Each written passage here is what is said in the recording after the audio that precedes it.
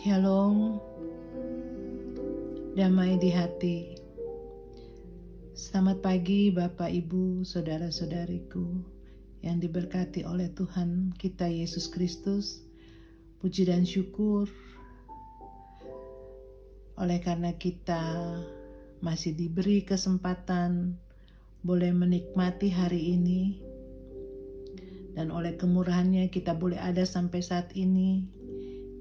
Kita masih diberi nafas kehidupan oleh Tuhan. Saat ini sebelum kita melakukan aktivitas kita, mari kita datang pada Tuhan. Kita akan membaca dan mendengarkan firman Tuhan. Namun sebelumnya kita berdoa memohon tuntunan Roh Kudus. Mari kita berdoa. Bapa Surgawi, Bapa yang kami sembah dan puji melalui anak-Mu Yesus Kristus yang adalah Tuhan dan Juru Selamat kami. Bersyukurlah kami ya Tuhan, karena kebaikan-Mu kami boleh bangun di pagi hari ini. Terima kasih Tuhan, saat ini kami mau membaca dan merenungkan firman-Mu. Berikanlah kami kemampuan untuk menyelami isi hati-Mu dan kehendak-Mu lewat firman ini.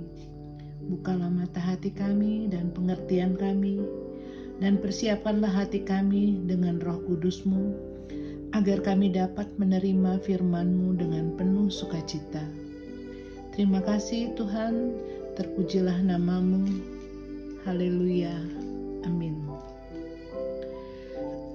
Bapak, Ibu, Saudara-saudariku yang dikasih dan diberkati Tuhan, marilah kita membaca Alkitab yang terdapat dalam kitab Yohanes 20 ayat yang ke-17. Kata Yesus kepadanya, "Janganlah engkau memegang aku, sebab aku belum pergi kepada Bapa. Tetapi pergilah kepada saudara-saudaraku dan katakanlah kepada mereka bahwa sekarang aku akan pergi kepada Bapakku dan Bapamu, kepada Allahku dan Allahmu." Saudara-saudaraku yang dikasihi dan diberkati Tuhan, renungan pagi hari ini diberi judul Bapakku dan Bapamu, Allahku dan Allahmu.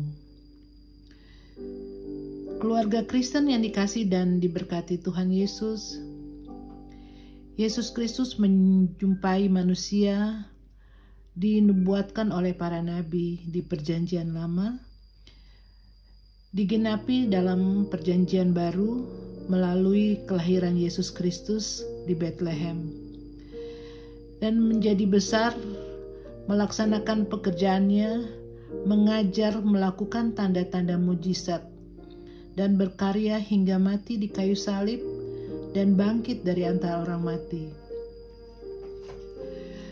Perjumpaan dengan Yesus Kristus setelah bangkit tentu sesuatu yang luar biasa bagi Maria.